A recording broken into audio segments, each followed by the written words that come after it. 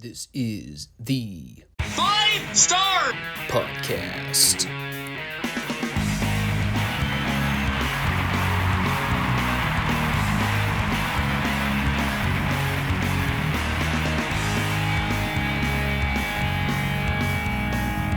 Let me talk to you.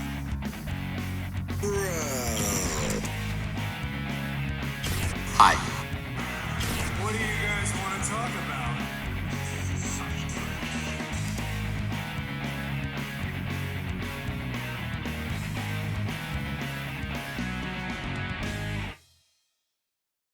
Thanks, guys. Back to you. You know, I never thought I'd have a sweet tooth for pumpkin spice, but that basic white girl does exist in me after all. Well, it's the holiday season, so, you know, they're trotting out all these new K-Cup flavors. I've been trying the pumpkin spice dark brew, and I'm impressed. I don't add sweetener or anything to it, but it's got a nice scent. The aftertaste is a little mid. But you know I'm already in a good mood because I got coffee. Boy, howdy, do I need it. But welcome everyone to the Five Starr Wrestling Report. It is the YouTube wrestling channel that nobody knows but everybody needs. It's unfortunate, but hey, I've been trying for 2 years to get the numbers up on this channel, and it's been pretty stagnant as of late. Things come and go in waves. But you know what we're in store with the Friday show if you've seen the channel, so guess we ought to get going. I don't really bother prolonging the intros anymore, do I? Partially because I really don't have anything to say a lot of the time. I am flying by the seat of my pants. Kind of like the majority of these Crockett shows in the latter half of '88. Yeah, this program is steadily falling off the map in more ways than one. You know, and even if the on-screen product looks promising, everything happening behind the scenes is a total disaster area. But we're still chugging along here with the NWA programming. And I remember last week when I kind of made a passing comment about the Flair-Luger title rematch they've been promoting, how they keep mentioning something about a special guest referee. Well, we found out who the special guest ref was this week. It was not entirely earth-shattering. Nor was seeing Ricky Morton try to pull Ivan Koloff across the ring while he had his leather strap hooked around him. You know how the cold opens are traditionally supposed to get you from the beginning? Try to grip you and get you excited to see what's about to happen next? Ricky Morton trying to pull Ivan's dead weight across the ring while Ivan has his feet locked under the bottom rope. A segment that lasted for 1 minute and 30 seconds.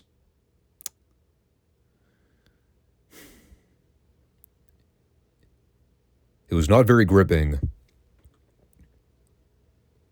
But of course, there is more to the story with all that, as we'll come to find out. And you know that it really is the irony with everything happening with the current product right now. There's plenty of story-driven material. You got this stuff with Paul Jones splitting from Uncle Ivan. Got the Luger Flair World Title Program. Sting and Barry are doing their thing over the U.S. title. Gary Hart and Kevin Sullivan feuding with Dusty Rhodes. You know, the whole dog collar stipulation they've been building up. Obviously, last week they shot the angle with Jimmy Garvin getting, smashed over the leg with a cinder block. Kind of getting written off the program for the time being. Again, tying Sullivan into all that. You got the Varsity Club business and that slow burn breakup. Rick Steiner's face turn. But man, the difference between everything going on with the on-screen product versus all the drama happening financially. You know, the things we're not supposed to know about happening behind the scenes. Crockett closing into selling to Turner in a couple months. And you've also got the upcoming issue where Tully and Arn are about to leave for the WWF right when they're in the height of the feud with Bobby and Stan. And, that's the other thing I forgot to mention in that whole laundry list of big things happening right now. The Midnight's Horseman feud. Or what I should probably call the feud that should have been. And that was actually how they started this week's show. By replaying the squash they had last week and having JR explain that we're seeing a new, fresh version of the Midnight Express. A version we really haven't seen in the NWA since their arrival back in '85. They're aggressive, yes. But they've also stepped their game up in more ways than one. They're essentially babyfaces now without them being so explicit about it. But you've also got that hot feud at the forefront. And you really wonder, through all that, how is it that they're setting off all these smoke signals and red flags when the weekly studio shows are, by and large, okay? Well, the problem is we can quantify them as good per 1988 standards. The reality, though, compared to the height of where we were in 86 and 87, it's really not the same story anymore. Now the WWF's taken over as the global phenomenon, really helped to facilitate the demise of WCW's ability to compete on a grander platform. The company's basically in limbo mode as we await the buyout in November. It really doesn't matter who's on the show or what stories they're building up. There was just no means of economic support under the current administration. Not to make the entire review a book report on the fall of WCW, it's not my intention. But there were just so many things that go wrong between the late summer and the Turner buyout in November this year. Of course, everything that happens when the new regime takes over and basically runs the whole entire company into the ground. But getting back to the show, Sting had a quick squash win over Tommy Angel, which was very standard and formulaic. Beat him with the Scorpion in about 90 seconds. And then he did a very off-the-cuff scatterbrain promo that, well, it's Sting, so it doesn't make a whole lot of sense to begin with. Said something about his loving, supporting fans. Said that Barry Windham can do all the scouting reports he wants, but you can't prepare for a guy like Sting because he's unpredictable. Then he called out the fat lady from the other week that Dusty made fun of. Still a legendary promo. Easily my favorite all-time promo from Big Dust. And then we came back for Jim Crockett's announcement on who the guest ref will be for the upcoming Luger Flair World Title match.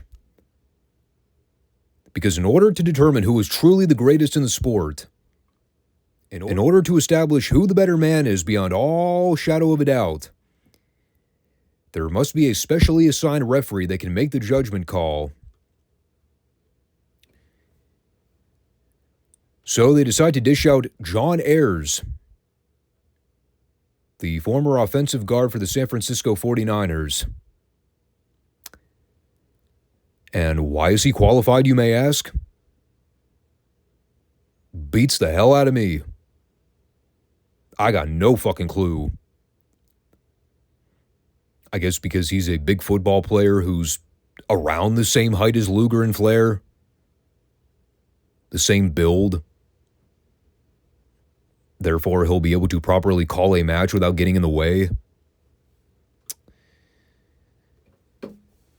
Sounds to me like they need a lame excuse to break out the celebrities again.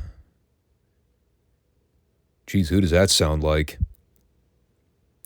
What major wrestling promoter do we know of that look for any and all excuse to spam celebrities all over these grand shows? Huh.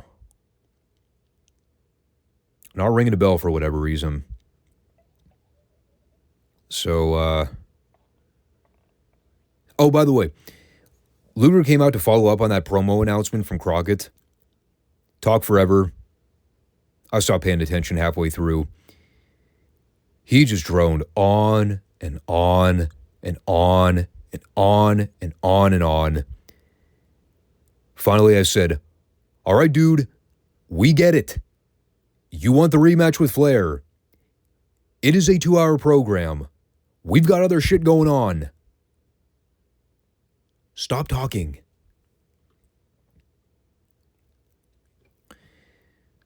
So then we pitch back to the ring for Ron Simmons and Bob Riddle.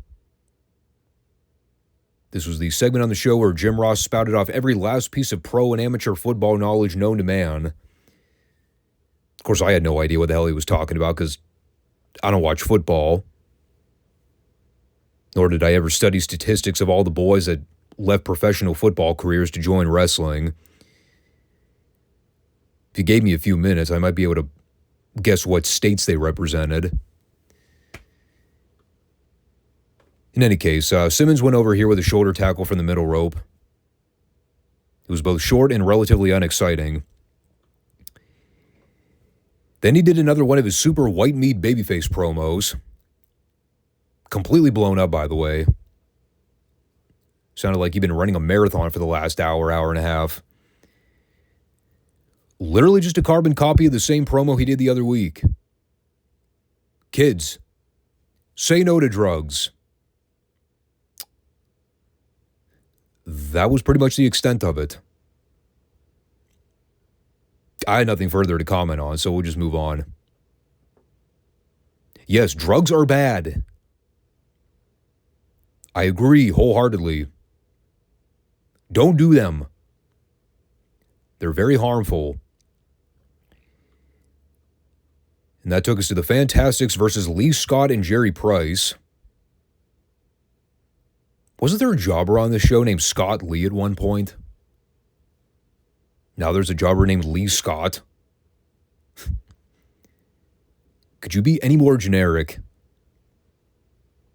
I know there was a Lee Peak on this show at one point. Whatever happened to Lee Peak? Oh, in addition to all the comments I made earlier about the various storylines they're pushing on TV, you've also got guys like Tommy Rogers and Bobby Fulton who are just dudes on the show with no definitive direction. But they are super over with the crowd, damn it, so book them. I mean, seriously, ever since dropping the U.S. tag straps to the Midnights over the summer, every time I see the Fantastics on the show, I'm like, yeah, they pretty much got nothing going on these days. And truly, there was practically nothing to say about the match. But, like, that's not even me trying to intentionally downplay the squashes. I literally wrote nothing down from it aside from Fantastics win with a rocket launcher. I am actually kind of curious to see how long these guys stick around for before they leave. This is one of those pieces of history where I cannot for the life of me remember anything the Fantastics did in Crockett Promotions outside the feud with the Midnights. Like that early to mid-'88 period, I remember all that stuff. But once they lost the belts over the Bash Tour, I mean, I thought they just kind of fizzled out of the promotion. But they're still around. It's kind of making me think they'll at least be around through the end of the year. So now I have to try to remember if they actually wrestle on the Starrcade card. I'm going to do my best to avoid spoilers for the time being, because I seriously don't know. And then we had a segment. Oh boy, this fucking segment. Whew. Yeah. They kept this in. They did not cut this interview from the program. That took some balls. So they come back from break. You have JR and Tony standing at the interview podium with John Ayers. And like, you know, throughout wrestling history, there have been those periods of good celebrity, bad celebrity. Once in a blue moon, you'll get the Logan Pauls or the Pat McAfees of the world who, they're just naturally gifted talkers. They're on-screen personalities 24/7. They just kind of dial up their own persona to 150. Well, then you got people like John Ayers, And to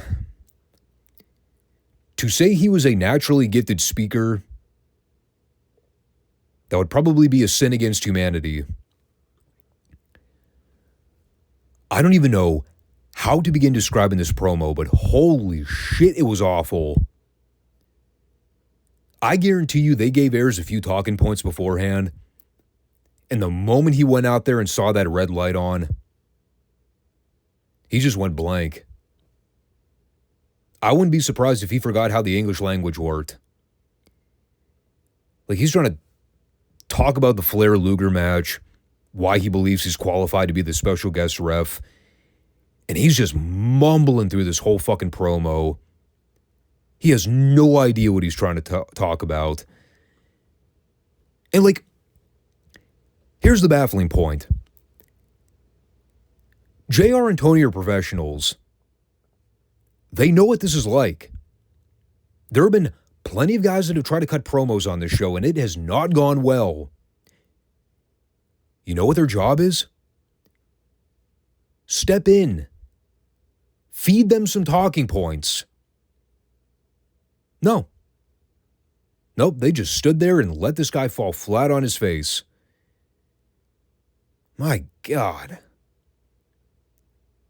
I mean, the fact that they wouldn't even try to retape this, it was so awkward. And of course, he's standing there with his hands behind his back, super timid looking to begin with.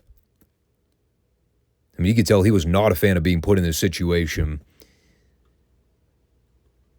And again, like, the whole idea is he knows that Flair and Luger won't push his weight around because he can stand up to them. Meanwhile, I'm like, in what world would any rational person look at this guy and think that he would be an effective referee? I get he's a football player, but dude. I mean, he commanded about as much attention in the room here as a dead body in a morgue. Nobody would be intimidated by this guy. Especially two legit pro wrestlers. I mean, Christ, it's not like he was the size of Dr. Death.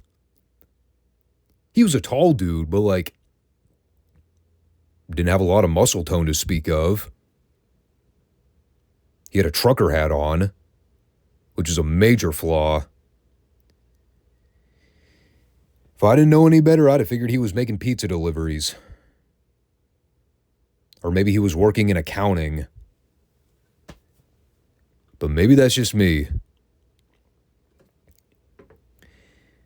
So then we go the polar opposite direction in the promo department. Someone should have made John Ayers watch this Kevin Sullivan promo before letting him do his.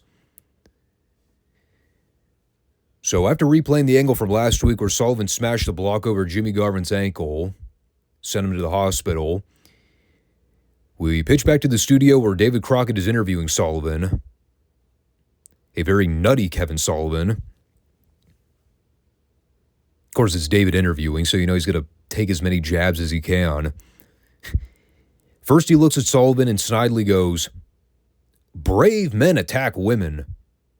Brave men attack other men from behind when they're not looking. Brave men also use cinder blocks to get the job done." And of course, that in and of itself would have been great.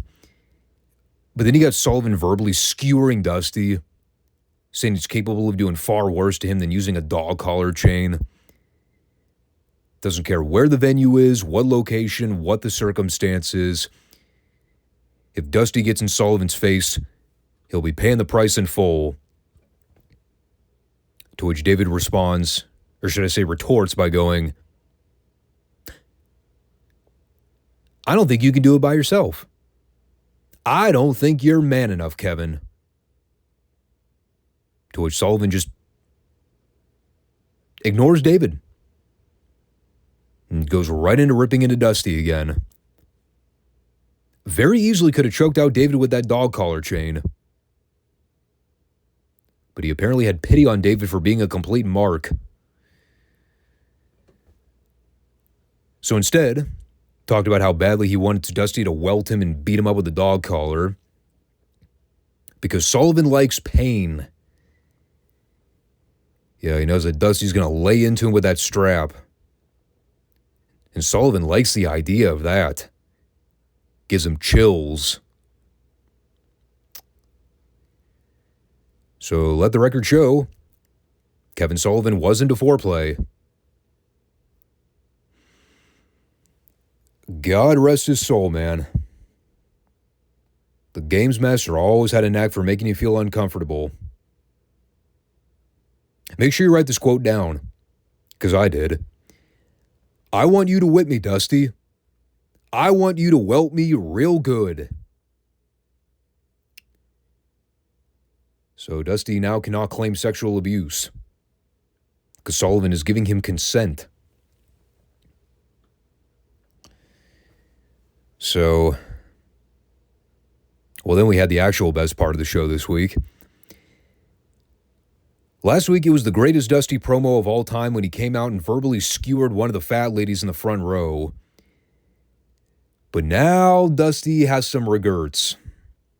Now he's come out to apologize, saying last week he was way out of line. He said that when his mama met up with him, she told Dusty to find the good in every human soul. He's out here calling other people fat when he ought to be looking at himself in the mirror, daddy. So in order to ensure that Dusty's eyes were not playing tricks on him, he brought his special prescription eyeglasses this week. Had to ditch the shades because wanted to make sure that he wasn't seeing things. Let's see if this fat lady really was that bad. So Dusty gradually removes the sunglasses.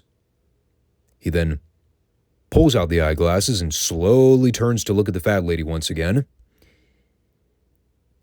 And like a complete cartoon character, he leaps out of his shoes, makes a beeline off camera to the back. The announcers are howling with laughter. David Crockett's practically peeing himself. And that was literally all there was to it. They booked a 2-minute TV segment so Dusty could come back out and troll the same fat lady that he trolled last week. There was no purpose for it. We already established this lady was heckling Dusty. She was causing problems. So Dusty let her have it. Apparently, he needed to book a second segment so that he could reiterate the same exact talking point.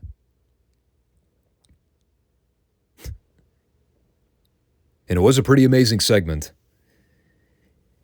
The only thing missing here was the cartoon effect of Dusty leaving a giant crop of dust behind. This is really what we come to in 1988. This company is in such shambles. Dusty is having more fun making a fool of himself on TV by calling out fat people in the studio audience. And the ironic part is it's probably more entertaining than like half the other shit happening on the show. Dusty Rhodes versus the unknown, unidentified mystery fat lady, who we've never seen and probably never will. And it is so much better than him feuding with Al fucking Perez. And then we had the Russian assassin going over Keith Steinborn in a relatively boring squash. Beat him up forever and won with the Russian guillotine. I did laugh when Paul Jones had to throw in a handful of post-match stomps. After Steinborn had already been killed, Jones had to get his shit in. Just to be a dick. But that was all window dressing to kind of set up the post-match. Following up in that cold open we saw where Ivan was doing battle in the Russian chain match with Ricky Morton. What did I call it earlier? Did I call it a strap match? Well, it was actually a chain match. But it was the strap match stipulations where you had to touch all four corners of the ring. Still hate that. But Paul's laying out the gauntlet beforehand. Like a total slime ball heel. Already going into damage control mode. claiming this is all Ivan's fault. He let down Paul Jones, promised that he'd redeem himself and live up to his word, that he would rid the Road Warriors from the NWA, that he would win tag team gold. And all Ivan did was drop the ball time after time after time. So now Paul is here to let us know that Ivan is finished. He's done. He's no longer affiliated with the Paul Jones Army. And it's all because of his own doing. He has nobody to blame but himself.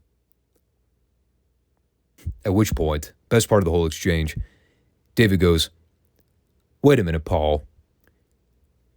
Why don't we show the people what really happened?" And then Paul just nonchalantly tries to course correct by going, no, people don't want to see that.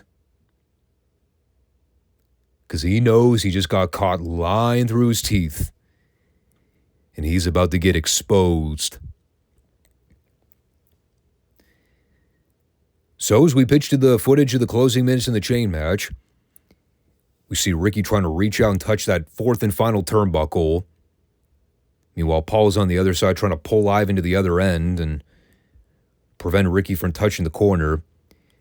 But Paul inadvertently slips and he loses his grip on the crop rider, or whatever the gimmick was called. It was the whip-looking thing that Paul used to carry around with him all the time. I don't know what the fuck it's called. Point is, Ricky wins, and then the Russian assassin hits the ring to dump Ricky out to the floor. And that leaves Ivan and Paul in the ring alone, which is where Paul starts reading him the riot act. And it eventually boils over to where Ivan stands all he can stands, and he can't stands no more. So he decks Paul right in the jaw. And that was the cue for the Russian assassin to club Ivan from behind and start going after him. And that was also where we introduced the second assassin. So Ivan is now at a 3-on-1 disadvantage. And as they're beating him up, they end up clotheslining him with the chain.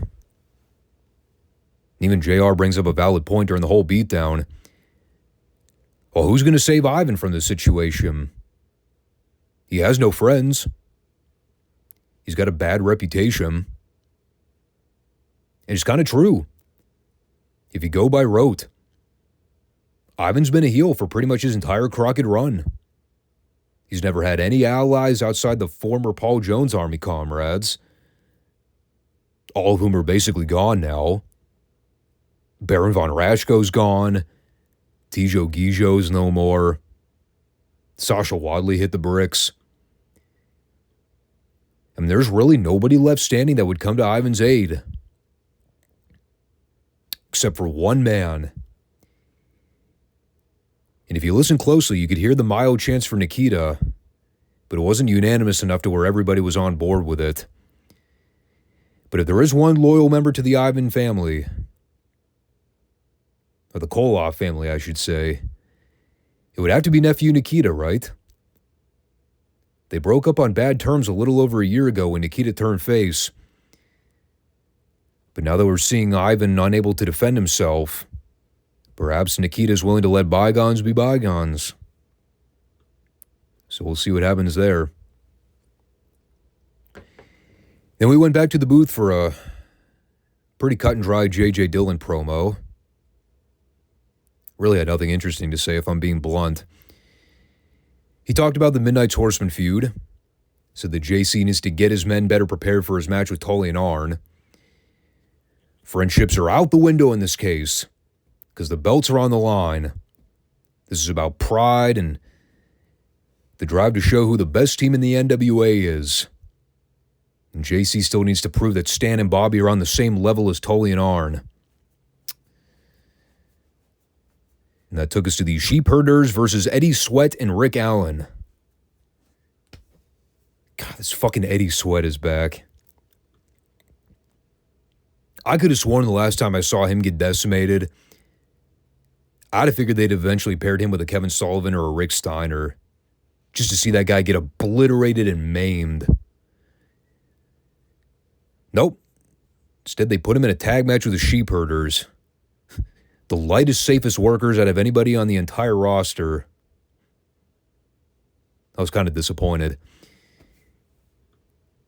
I did have to single out my favorite moment on commentary from the announcers this week. This had me rolling. So Rip Oliver's in there doing the wacky war chant, the thing he usually does before all sheep herders matches. And after he finishes, Tony Schiavone goes, "You know, the only thing I understood out of all that was, Iupa, Iupa." To which JR goes, "Well, you know what that means, don't you, Tony?" There's a very slight pause. Tony just goes, "No."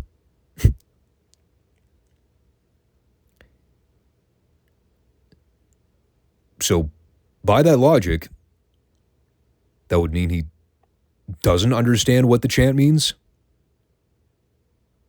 I don't know. Other than the brief moment where the job guys actually got offense on Butch, they looked totally lost when they actually had the advantage on them. The rest of it was Luke and Butch being on them until they won with the double gutbuster. I always do like it when the job guys get an offense because the boys are kind enough to actually let them work them over. But the job guys have no idea how to capitalize on it. So then the stars just call audibles and start beating them up again. It's kind of funny.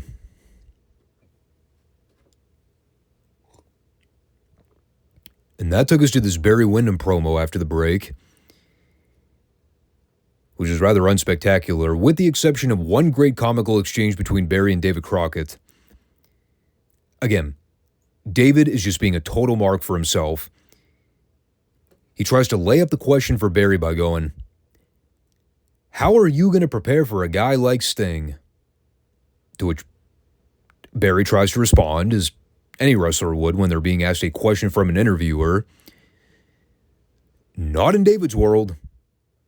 No. David Crockett has to make sure to let Barry know, in addition to Barry not being prepared or ready for the Stinger, that Sting is faster, hungrier, he's got the experience, and more stamina than Barry. To which Barry just rolls his eyes and casually goes, "So are you asking me a question or are you just talking to me?" God. David is so lucky Barry was a nice guy. The several opportunities Barry's had to sucker punch that bimbo right in the mouth. Never had the heart to do it.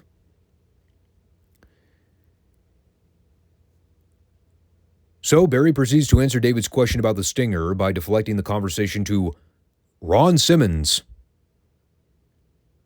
I don't know why.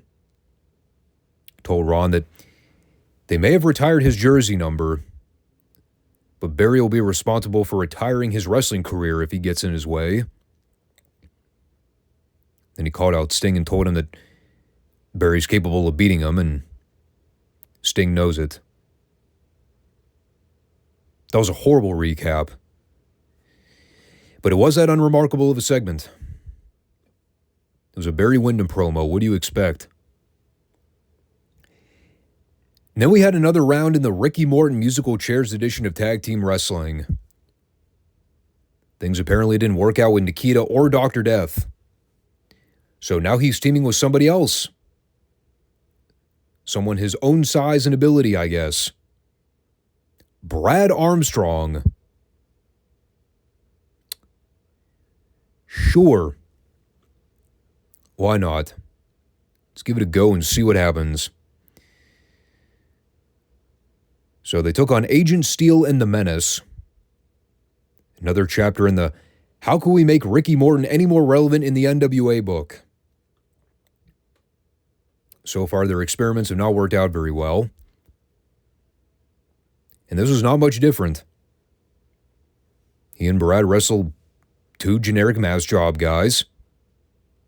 It was okay. Brad still puts me to sleep every time I watch him wrestle. And they eventually went over after a couple double team spots and a Russian leg sweep. Again, someone has to remind me, why the hell did the Rock and Roll Express come back in 1988? Can anybody actually remember what purpose they served by this point? I mean, God bless Ricky, but fuck, dude. Could you find anybody less relevant on the roster by this point? I'm just saying. Ric Flair promo. His opportunity to follow up on the big announcement regarding the John Ayers special guest referee Delia Bob. Well, first, he put over Ayers for being an accomplished champion of the sport. He has a Super Bowl ring to prove it. That gives him the honor to call himself a champion. Just like how Ric Flair has the 20 pounds of gold to prove that he's the best in his sport. Here's the problem.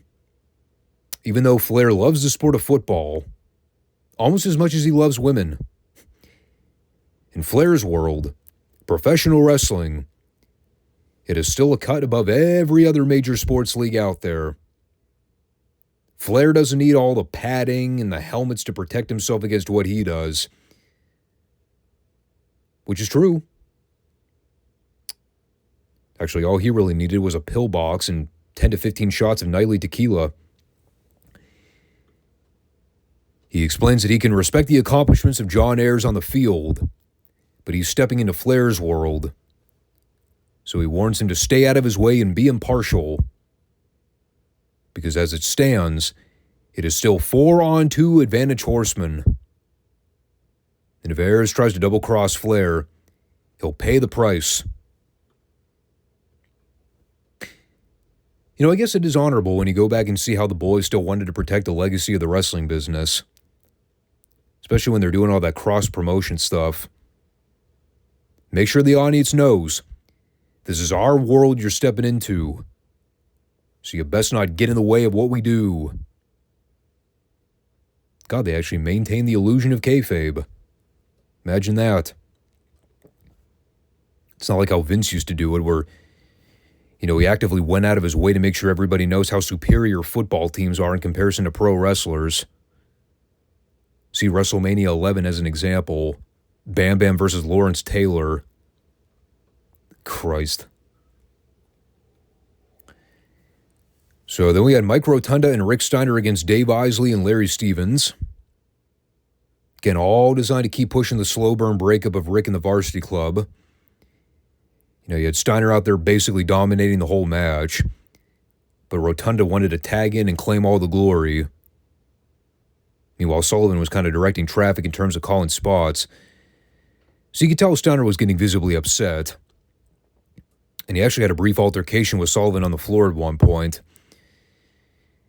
So it leads to the deal where Steiner gives Stevens the belly-to-belly. But the other Varsity Club members, scream for Steiner to tag out. So that way Rotunda can get in there, hit the butterfly suplex, and score the fall. Again, they're taking their time with all of it. No doubt. But you can really see they're trying to get more sympathy on Rick every time he's engaging with Rotunda and Sullivan on TV. And you see the people reacting to him. They want to see Rick finally stand up to these two bullies and call his own shots. So now it's a matter of what's going to be the last straw that triggers Rick and sets him over the edge.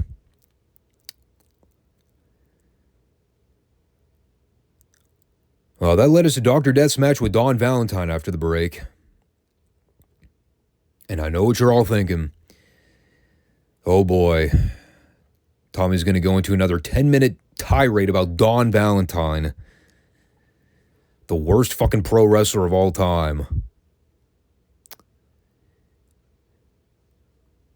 Well, to tell you the truth, it really wasn't long enough to earn its own Don Valentine rant. I think JR actually summed it up perfectly. Don was very out of his element. The fact that he had to wrestle a legit amateur who knew everything about pro wrestling fundamentals. The only thing Don could do was lay there on the mat like a turtle shell and let Steve do whatever he wanted to him. It's pretty much what happened. Dr. Death played around with him for a while. I would be hesitant to say he was working at 25% effort. Just finger fucked around with Dawn for a while and then went over with the Oklahoma Stampede. The expression on Steve's face was basically, I don't know what the hell I'm supposed to do with this walking house plant, so I think I'm just going to hit my finish and leave. It's pretty much what happened.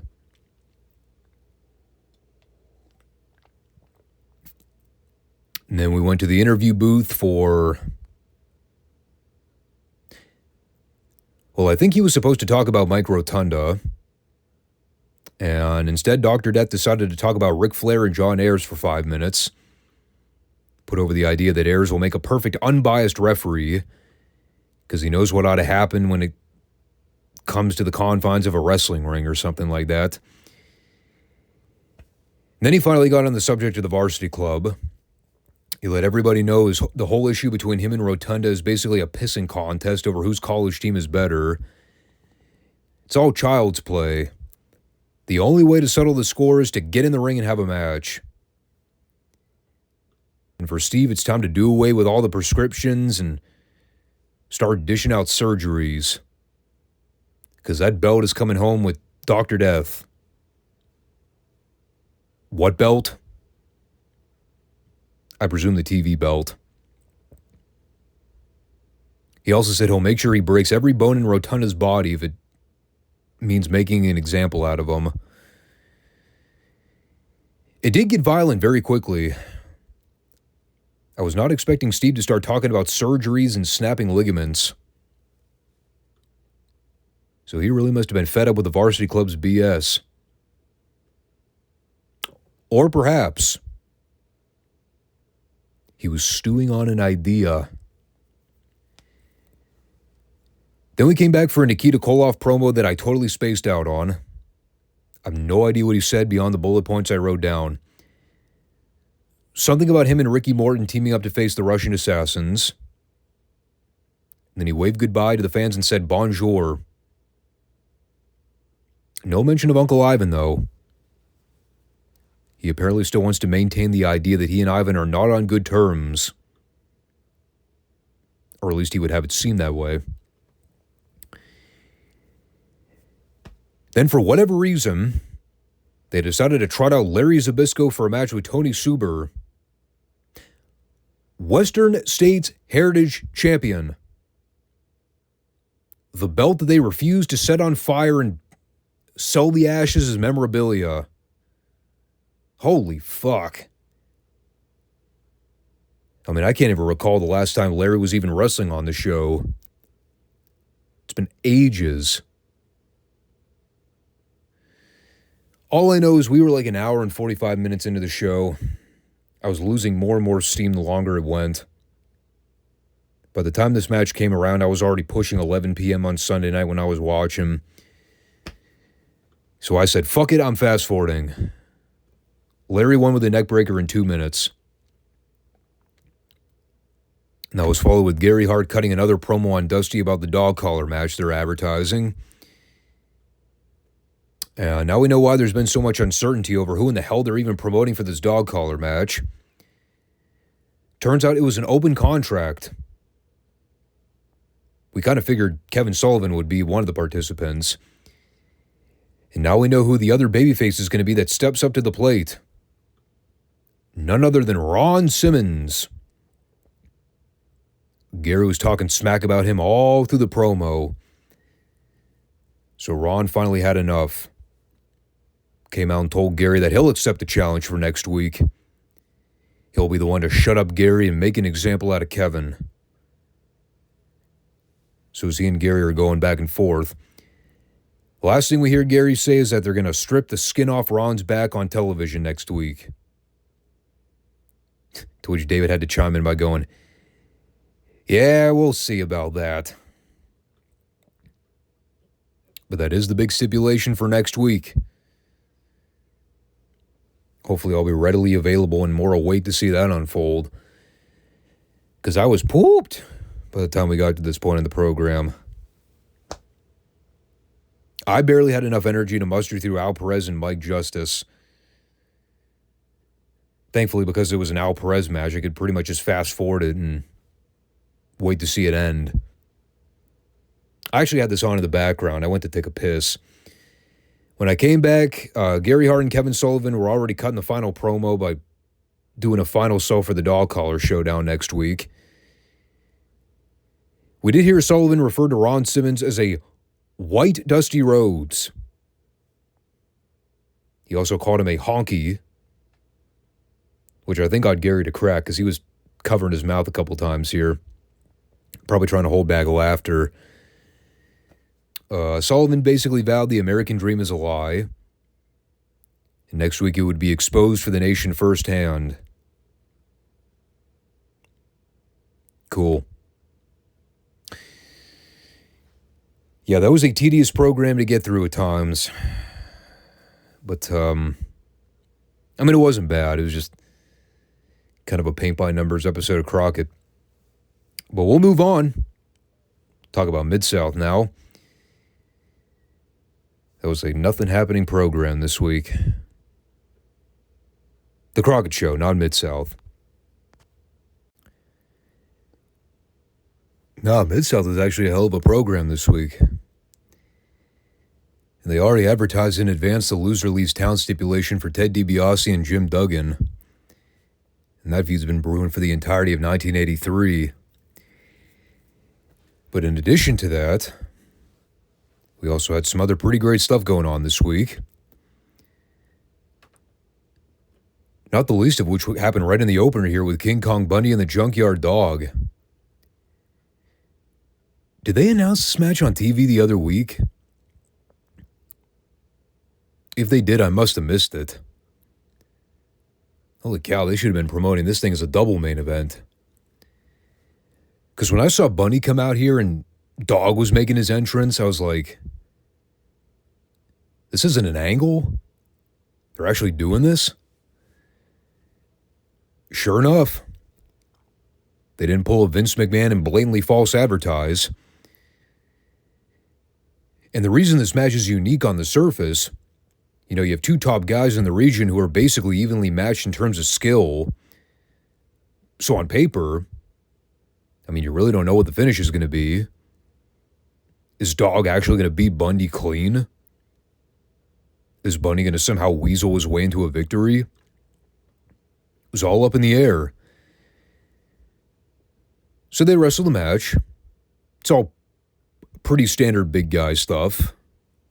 Not the most exciting match to watch. But you get the spot where Bundy ends up giving the Dog the avalanche slam. Of course, that's his finish, so, I mean, you're thinking he's got the win in the bag. But because Bundy's gimmick is that he needs to win all of his matches via 5 count, Dog ends up kicking out at 4, which we haven't really seen since they did the same thing with Bundy and Dr. Death weeks ago.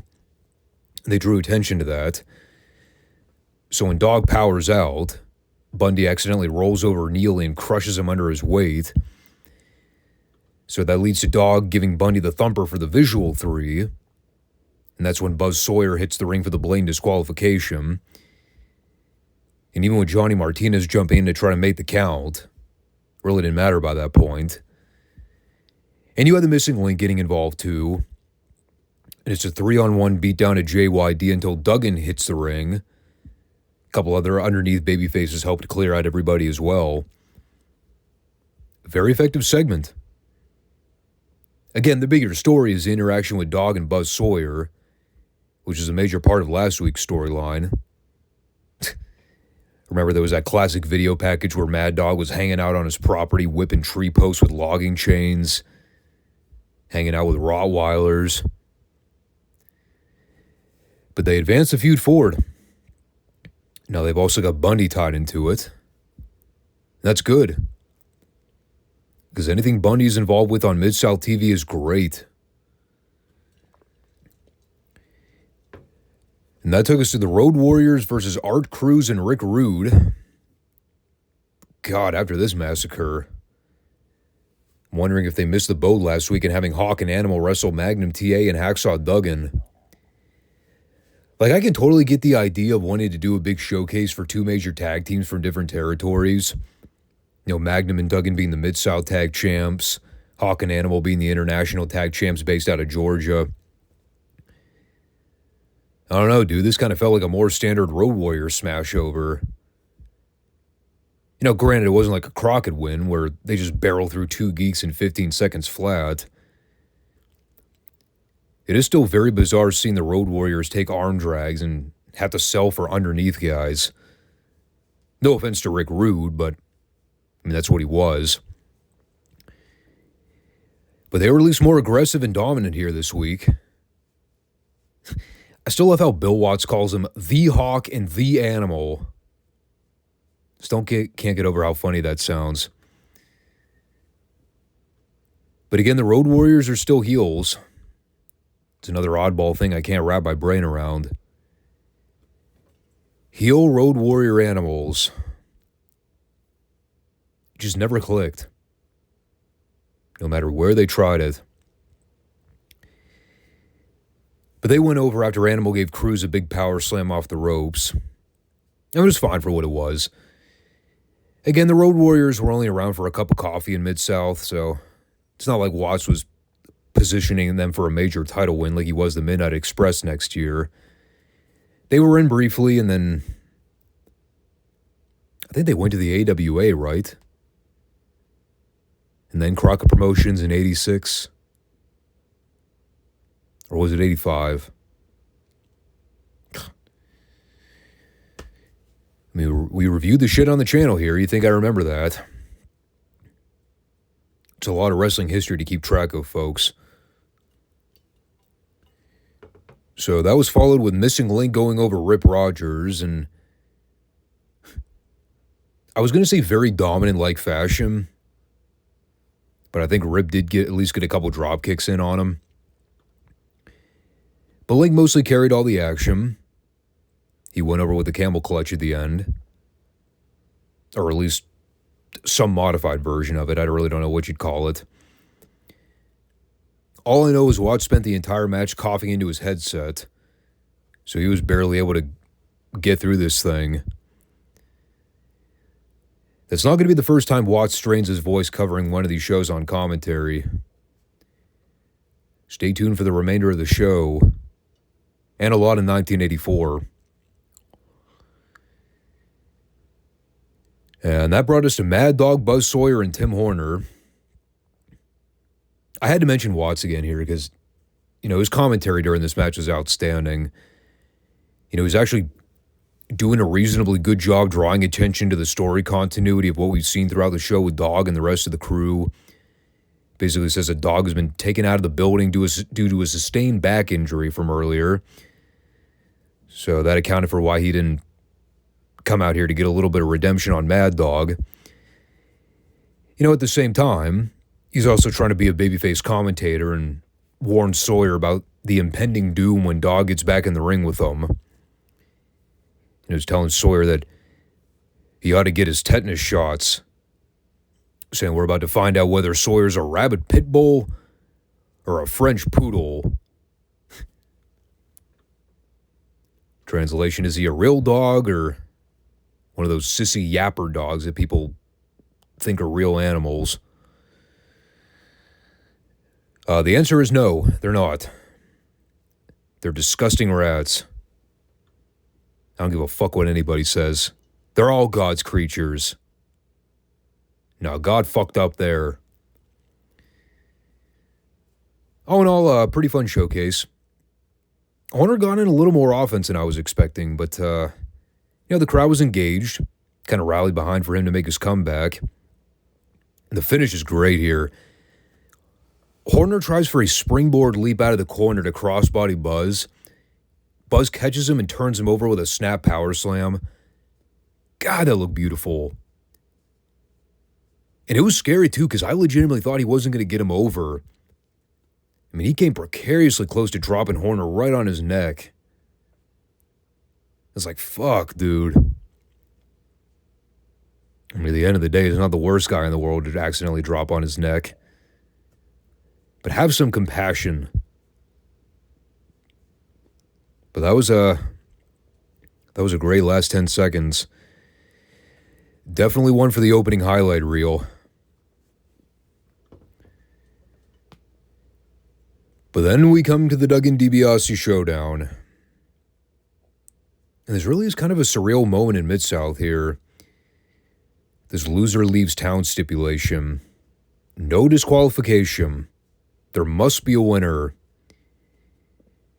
The cap to a year-long rivalry between two former Rat Pack members. It really never got resolved once the split happened and Duggan turned babyface. DiBiase has been trying to avoid Duggan and not get involved. But it eventually got to the point where their paths crossed and they did get physical on TV. It's a match DiBiase wanted. And he was willing to sacrifice his Mid-South career to make it happen. Now, obviously, I'm kind of spoiling the finish without even really trying here. Yes, DiBiase ends up losing the match. It is technically the last time we will see DiBiase in Mid-South until 1985, I want to say. I think that's when he came back full-time. Now, I know he goes away and spends some time in Japan working a lighter schedule. That was kind of the main reason he left here in 83. He was just kind of burnt out on the hectic road schedule and needed some time away. I think he had some issues with his family, too. So he did a clean job here on his way out the door, which is proper business. Good on him. I knew ahead of the time, and I think I vaguely remember seeing this match for the first time. The finish with the Road Warriors, I did not remember that at all. I remember the bit with Duggan hitting DiBiase over the body with a 2x4 like 100 goddamn times, because I always thought that was overkill. But I never remember the bit with Hawk and Animal hitting the ring to help DiBiase cheat. And then he did have JYD coming back here too, which was weird. Because Bill Watts mentioned he'd been taken out of the building, but then he just kind of showed up here.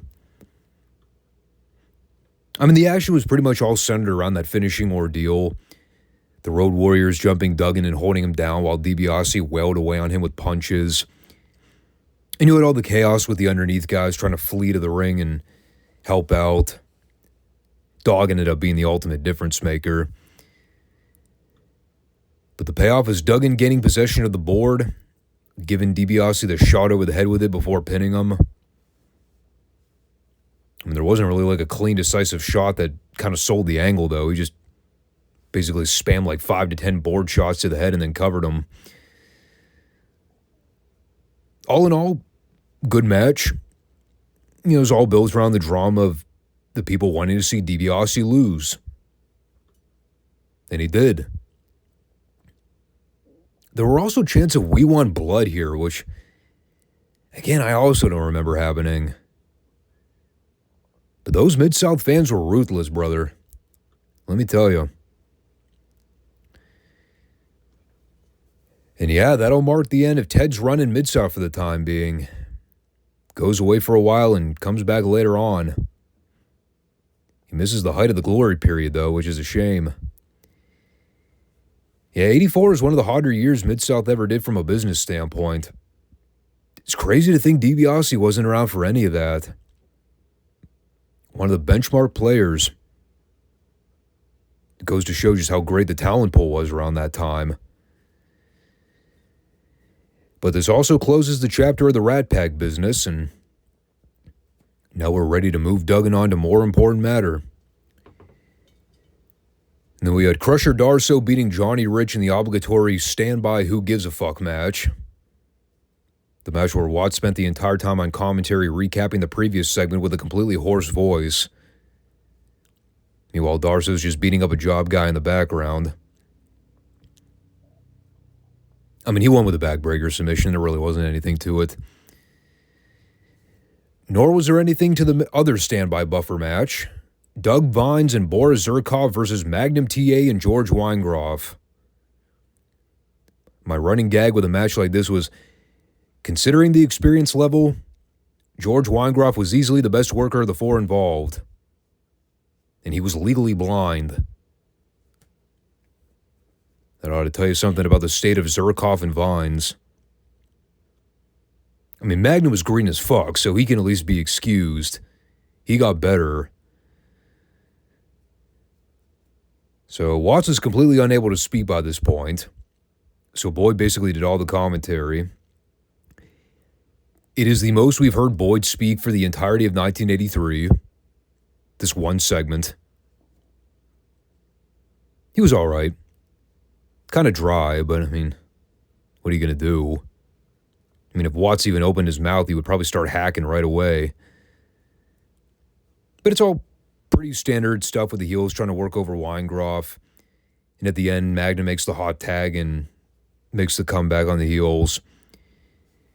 He and Weingroff double body slam Vines. Magnum gave him the belly-to-belly for the pin. I kind of preferred they would have pinned Zerkoff, but whatever. I'm also an asshole, so it really didn't matter who got pinned. I will say, though, you can definitely sense they're gearing up for big things with Magnum down the road. You can kind of see through the weeds. You know, he's racking up TV wins, getting over his belly-to-belly finish, which he's now using instead of that stupid atomic drop. So things are happening for him. You could sense that Watts had an eye on him. And we'll see how the rest of the year goes leading into 84. That is when big business kicks off for Magnum TA. But yeah, definitely an action-packed episode this week. Action-packed and full of piss and vinegar, as the Utes would say. The way we like it in Midsouth. So we'll see how they follow up with the DiBiase departure and some of the stuff they shot here with JYD and Buzz Sawyer. In the meantime,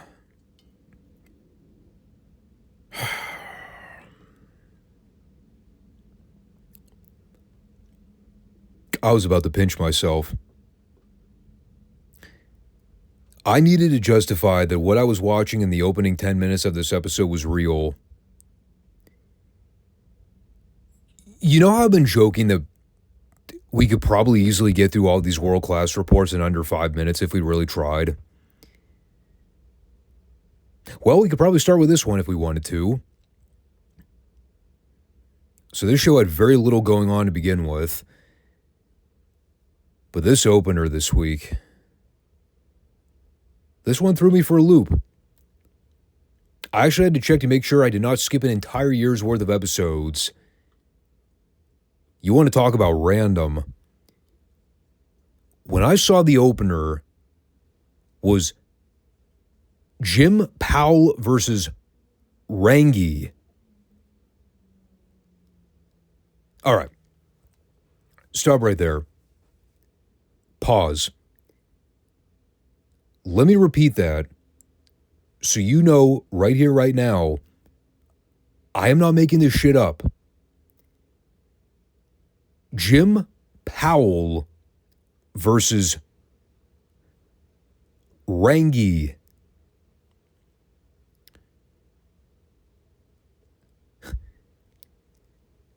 Now, they were courteous enough to give Mr. Powell a graphic so I could at least spell his name correctly. I mean, this Rangi fella didn't even get a graphic. Beyond me having no idea who I was supposed to cheer for in the first place, I wasn't even really sure what this match was designed to do.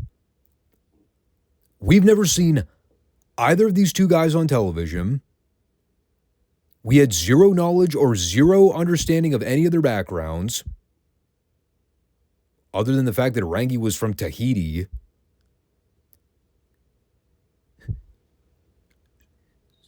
Seriously, what the fuck was this? Was this one of those somebody missed their flight matches, so we have to fill something with a buffer? God. I had to presume Rangi was the guy they were trying to establish here. At least he looked somewhat physically imposing. Powell had that stereotypical 80s job guy look. Problem was, nobody reacted to anything Rangi did before or after the match. I mean, I tried. I found nothing about him on the web. There's no wiki page. I could not find any identification for a professional wrestler named Rangi. I did see there was a world-class clip where he was wrestling Mark Lewin.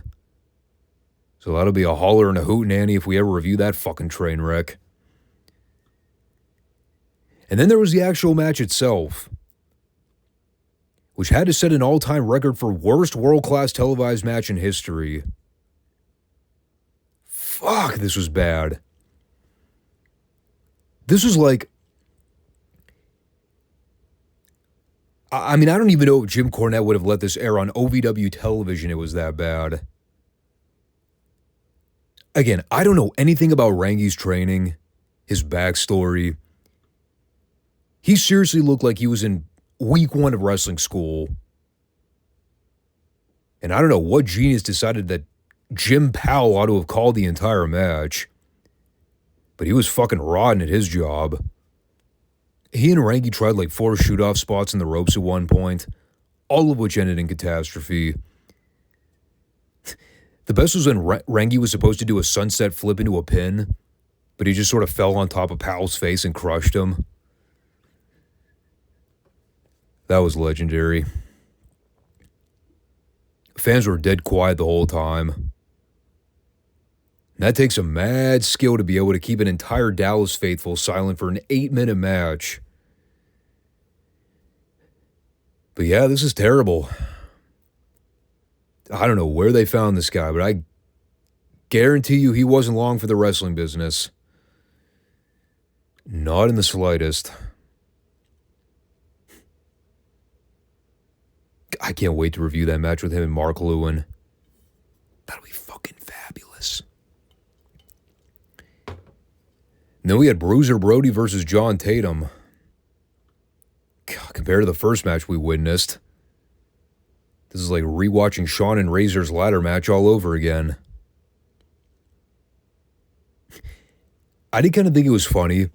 While Tatum's kind of isolating Brody in a headlock early on, Bill Mercer's just casually mentioning the Cotton Bowl event, the local state fair. And like, it's one thing to plug upcoming events. I don't even know if Mercer was doing that, because he wasn't even talking about the Cotton Bowl card. He was talking about Ferris wheels and cotton candy, the joy rides. It's like, what the fuck is he talking about?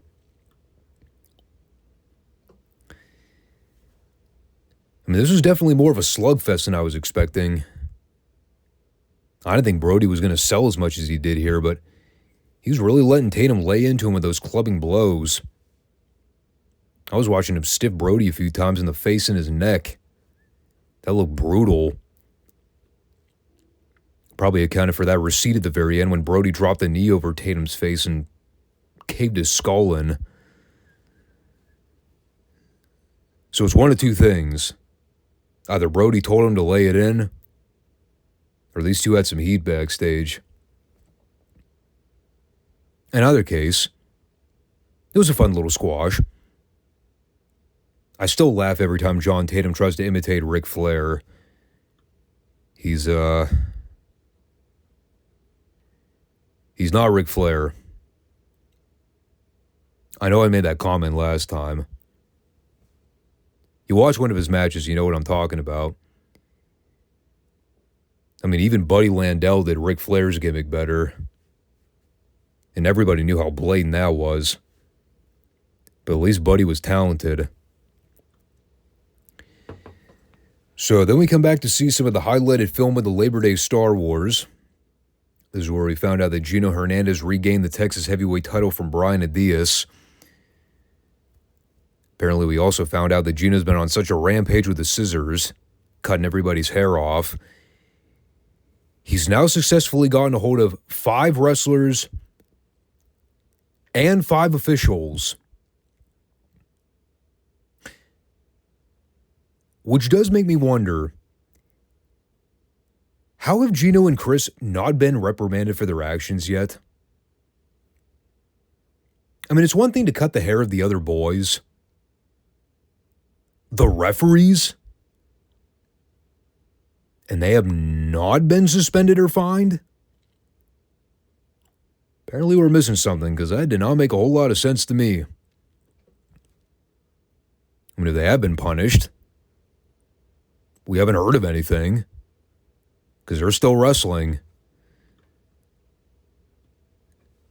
But anyway, yeah. Gino cheated here by using a gimmick he pulled out of his tights. Clocked DiBiase over the head with it and pinned him to win the gold. Fine. Good. It's better than keeping the belt on Brian fucking DiBiase. That bland piece of meat. And likewise, we also had Kevin Von Erich and Chris Adams squaring off on the same event. Although I think this was taped a week later. So here, Gino was suspended above the ring in a shark cage. In his suit, by the way. Which is epic. Gino suspended above the ring in a full suit and tie. There's no way he was comfortable in that. Of course, as soon as I saw the afterbirth, I realized why he was wearing a goddamn suit. He's a heel, duh. Should have figured he was getting stripped down to his bra and panties. In any case, it's Kevin versus Chris. I mean, they've had, I don't know how many thousands of matches by now.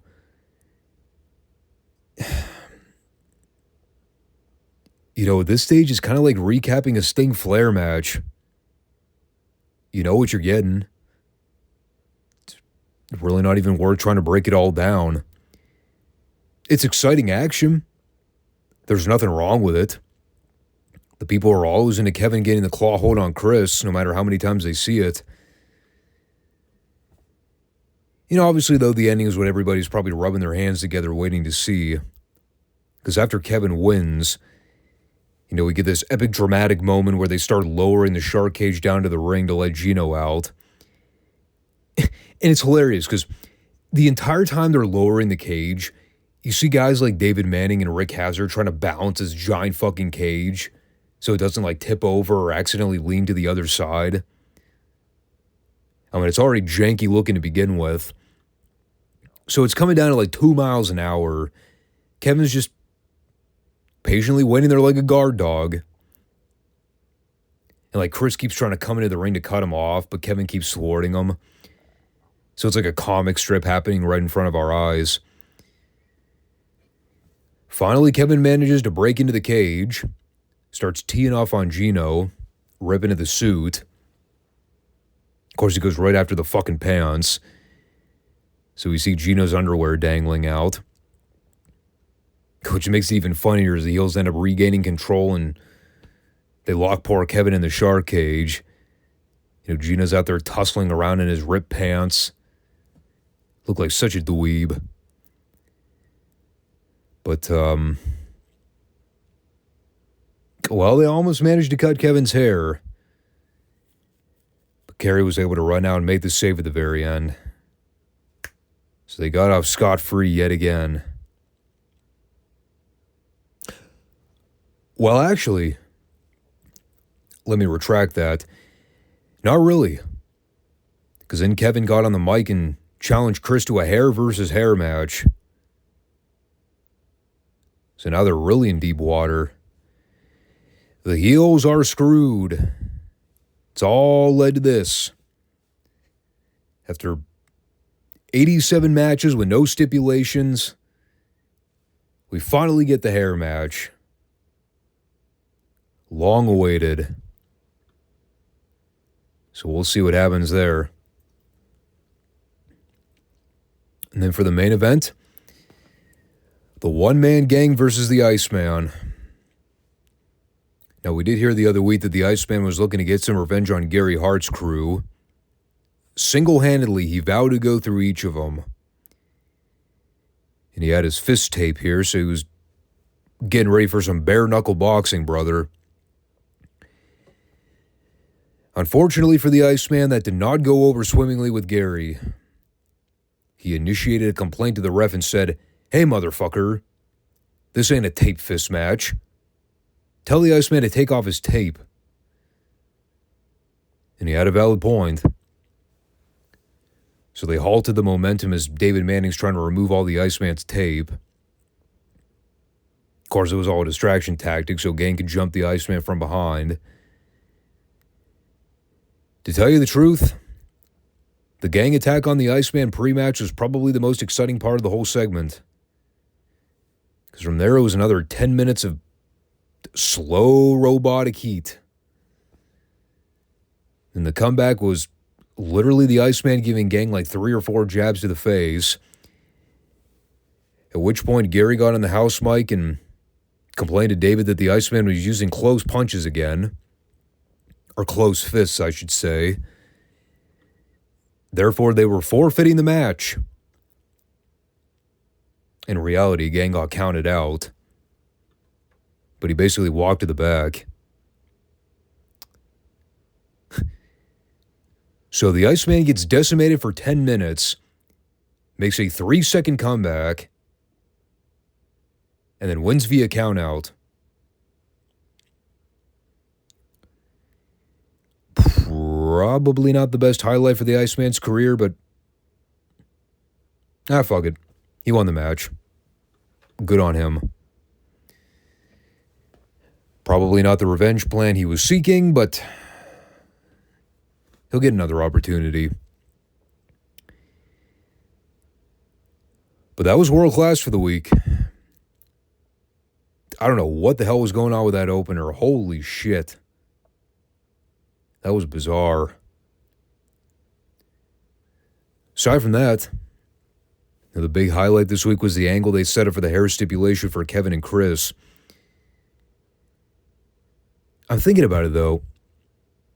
It might also be a tag match. I don't really know if I understood that whole deal. He said double hair, which I assume that just meant hair versus hair, but who knows? Maybe they'll put Chris and Gino's hair on the line. And then the fun will really begin. Hell yeah. We'll see what happens there. So,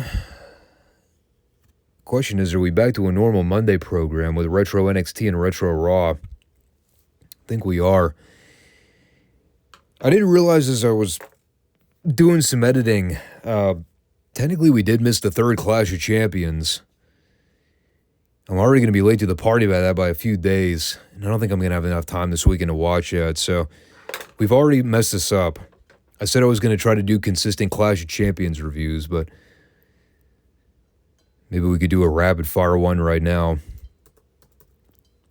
Like, the fact that they don't even promote these on the Crockett shows, like, how in the world are you supposed to know? Yeah, that one was called Fall Brawl. September 7th, Albany, Georgia.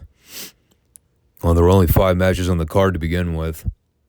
Mike Rotunda and Brad Armstrong, time limit draw for the NWA TV title. Nikita Koloff and the Sheep Herders, tag match. Dusty Rhodes and Kevin Sullivan. Ricky Morton and Ivan Koloff in the chain match.